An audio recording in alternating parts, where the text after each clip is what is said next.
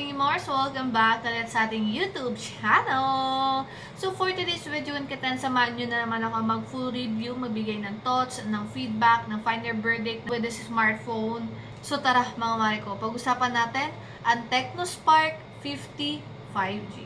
So ito yung ating Tecnospark 50 5G. As you can see, sobrang ganda po ng kulay niya. Purpleable! Sa mga mahulog sa purple dyan at ube. Ang ganda, mga Mariko, ng kanyang camera module. Para siyang para siyang Google Pixel. And ang ganda ng dating niya for me. Pero gaya ng nakagawian natin bago tayo mag-proceed, checking the side-by-side of this smartphone, the feature, the setting, and so on and so forth.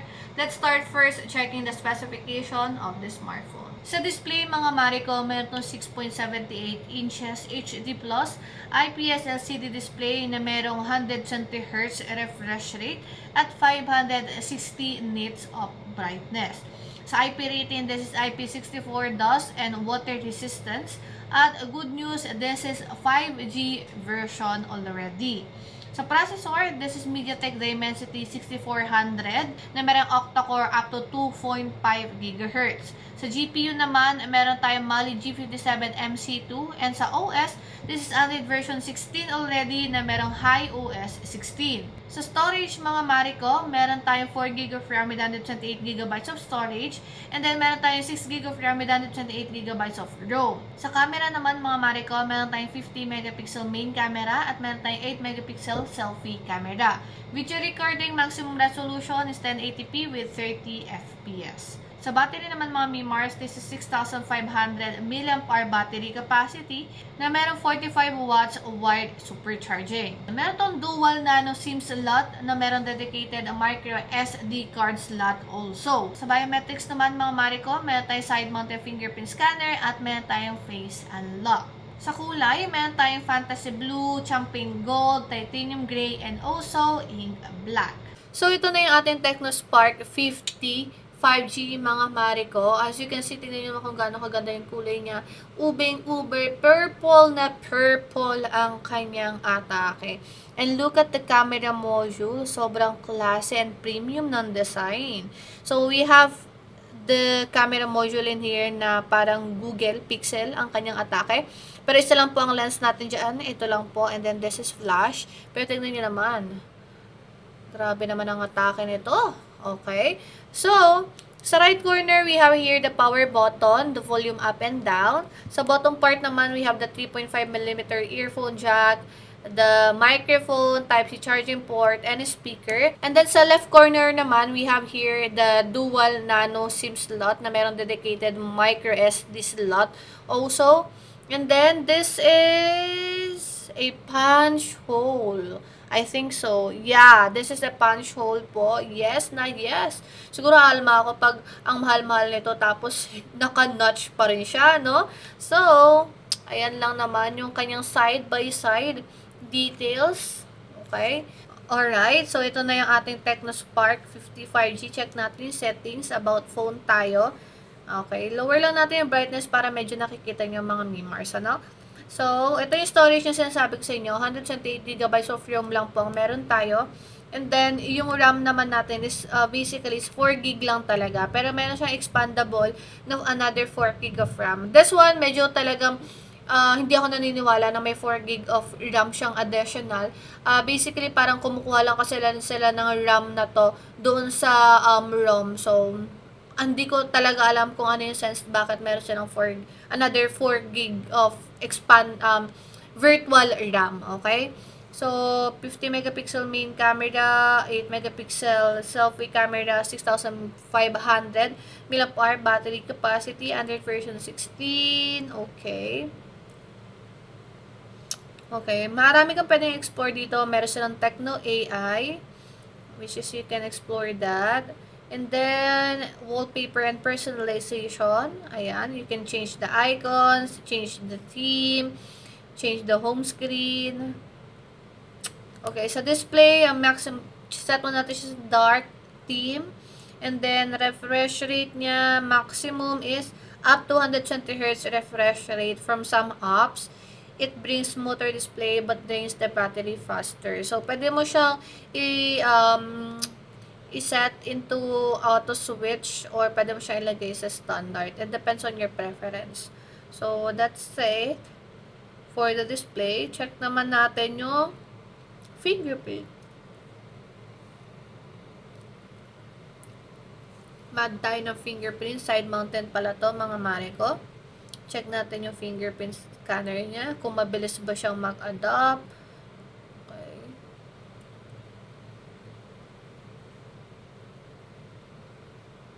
Okay. So, may option ka din dito if you want to touch the side fingerprint sensor or press the power button to unlock. Pero mas maganda sana kung press para kasi pag aksidente mong natatap, nag-open siya agad-agad. Pero, kaya I suggest to use the press feature for fingerprint. So, try natin siyang ganyan. It won't work. Okay, another one. Okay, one more. Okay? 'Di ba? Kasi pag tap lang, for example, ganyan, and then na-tap mo lang siya, 'di ba? Mabilis mo lang siya mabubuksan. Or accidente mo na-tap na ganyan, mabilis lang siya ma-open. So, mas maganda if press para mas maano mo yung kanyang features. So, try naman natin yung tap, kung mabilis din naman siya. So, try natin siyang palitan ng tap lang. So, lock muna natin siya. Try natin ang ibang kamay. Ayaw. Pero pag ito, okay, one more. Okay, another one. Okay. Okay. So, for yun lang naman, yung settings niya. Dumako na tayo sa camera. Sa camera, meron tayong AI cam, which is, you can zoom in up until 15. Okay. Okay, and then meron tayong portrait, meron tayong 24mm, 35 to 50, ayan. Yan ang portrait natin. Super night, you can zoom in up until 10 also. Some more, we have time-lapse, dual video, vlog, slow motion, sky shop, pro, panorama, documents, and ultra HD. So, sa time-lapse natin, ayan, you can zoom up until 2 lang. Okay. And then, wait lang. Meron tayong dual video. Ayan. Pwede mong i-switch to. Alam ko eh. Wait. Ayun o. May option. So, pwede mong i-switch siya ng pag ganyan. Pag nag-reels ka, ayan. O, diba? Meron kang option. You also have, what else? Some more. May vlog mode din dito. Ayan. Mayroon silang vlog mode which you can use. And then, slow motion, sky shop, ayan. May pro tayo dito. Meron panorama documents and ultra HD. Okay. So, meron tayong AIGC portrait. Okay. Ayan, mga ganito. Ayan, o, diba? Try nga natin sa, mamaya. So, video recording, maximum resolution, 1080p with 30 FPS. Okay?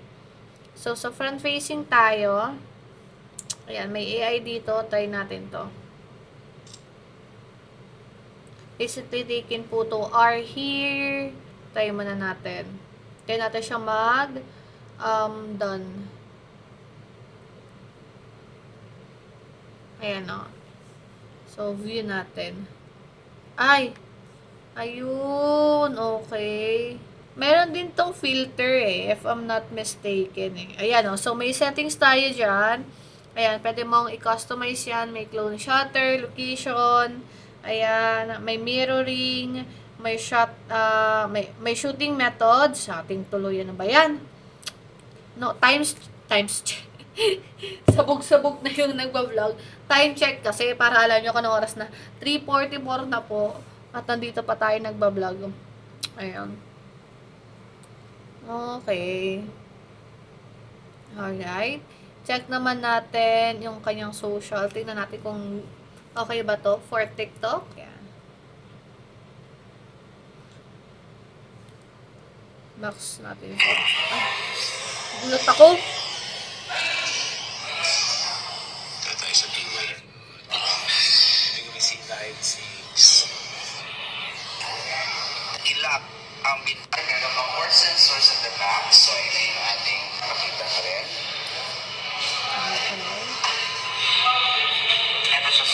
So, yan yung TikTok natin. Try naman natin sa YouTube. So, ito yung ating video na ipi-play. Max natin yung resolution.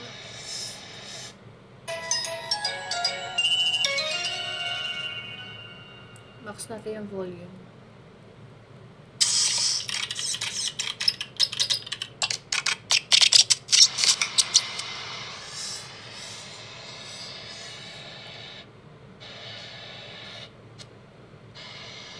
So, yun lang naman yung settings, camera, yung side-by-side look, the speaker of this Tecnospark 50 5G. So, yun lang naman mga Mariko, yung quick specification natin, yung side-by-side details, yung settings, yung camera, yung speaker, with this Tecnospark 50 5G. So, next naman pag-usapan natin kung ano ba yung nagustuhan ko at ayaw ko with this smartphone. So, next naman is pag-usapan natin kung ano ba yung ayaw ko and gusto ko with this smartphone. So, let's start first sa kanyang screen or display. Sa design niya, mga Mariko, I don't have anything na bad comment with this smartphone. Kasi tignan nyo naman kung gaano ang kanyang design. Gaano kaganda niyang kanyang design.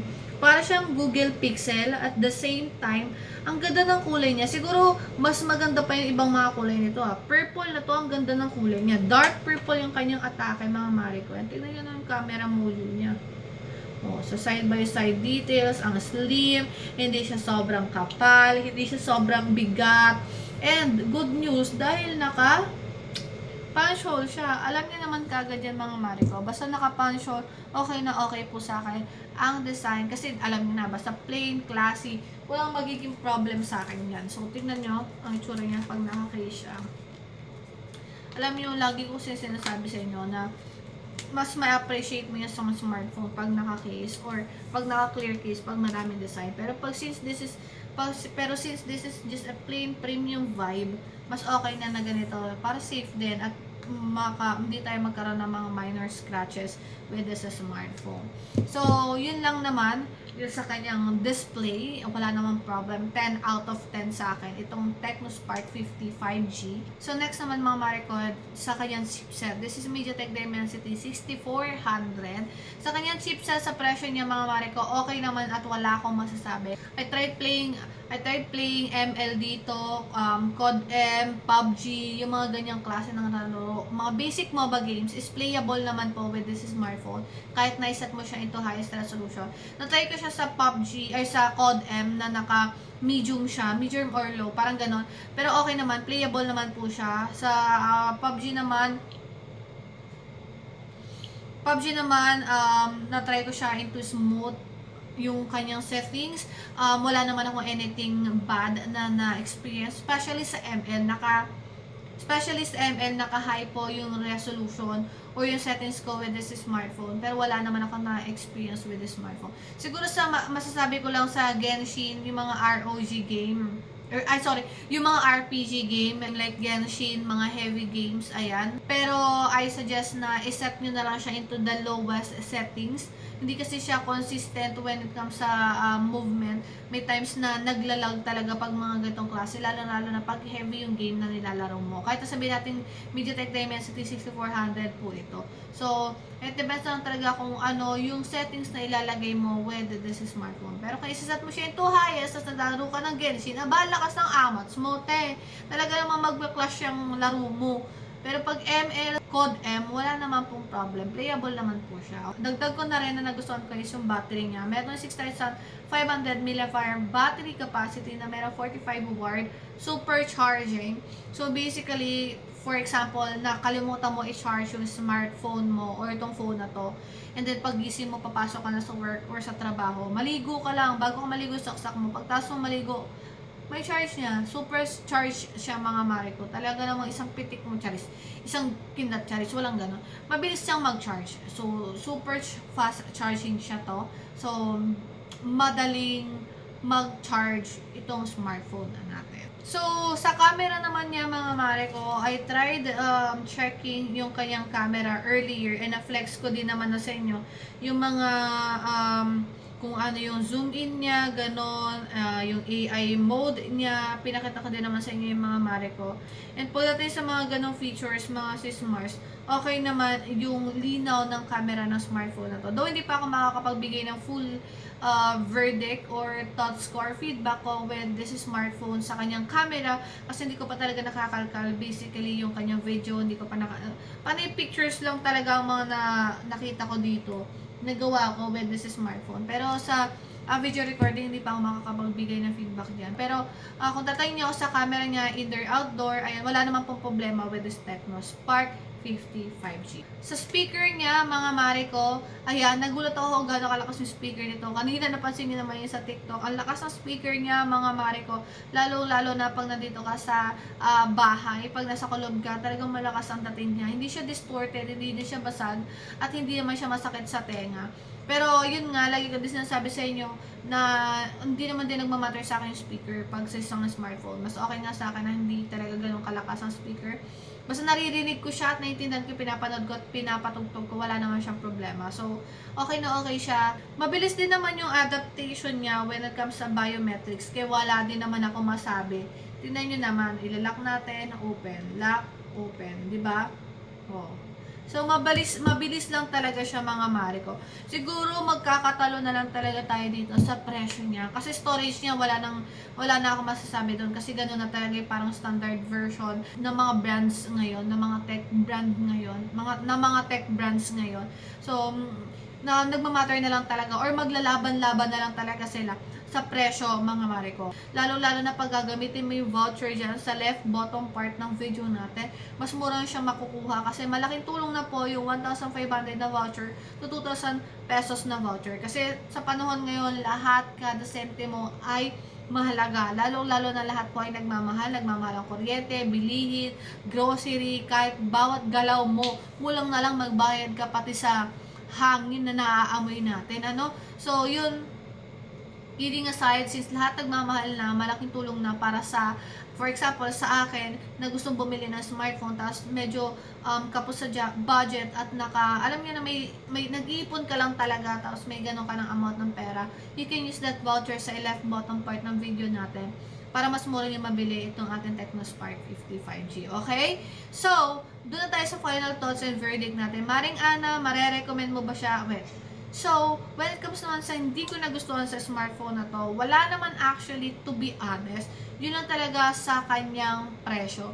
Sa presyo lang talaga tayo nagkakatalo. Depende na lang kung magkano ang budget mo, kung magkano o ano yung standard mo sa isang smartphone. Pero para sa akin, kung tatanungin mo, Maring Ana, ano bang final verdict mo with this smartphone? Ano bang thoughts mo? Ano ang feedback mo with this smartphone? Mare-recommend mo ba siya ngayon 2026? I-rate natin siya siguro 9 out of 10. Wala naman akong anything na negative sa kanyang features, the camera, the battery, the chipset, the camera module, the design, the display, lahat naman po is approved. Nagkataon na lang talaga dun sa presyo. Pero pag mas mababa, below 9,000 or below 8,000 nyo siya mabibili, tas ganito kaganda yung specification niya, go na lang, mga mare ko. Pero feel ko ganun nyo siya around mabibili kasi nga meron tayong voucher dyan na nasa 1,500 to 2,000 pesos. So, parang nasa below 8,000 or below 9,000 yun na siya mabibili. Tapos, ganito kalaki yung storage na meron siya. So, yun lang, doon lang talaga tayo magkakatalo sa presyo. So, wala naman akong anything against about this smartphone. Mara-recommend ko naman siya sa inyo pag may exact na budget po kayo. Okay? So, yun lang naman. Disclaimer lang po again to set proper expectation. I'm not a pro po when it comes po sa reviewing ng mga tech. This is just based on my opinion, based on my own experience, based sa thoughts ko, or based sa nakuha kong details or features, or nakita ko, na obserbahan ko dito sa ating Tecno Spark 50 5G. Okay? Ayan nga, since this is entry level, pasok naman siya sa banga, sa gaming, pwede naman siya. The battery is okay, the display, okay naman siya. And then, sa camera, okay naman siya. So, overall, mga mare ko, wala akong masabi with this smartphone sa presyo lang po talaga. So, that's it. Once again, my name is Maring Ana. Thank you so much for watching. I really hope na nakatulong ako sa inyo ng very, very light. Don't forget to follow me dyan sa socials ko dyan sa gilid. Thank you so much for watching.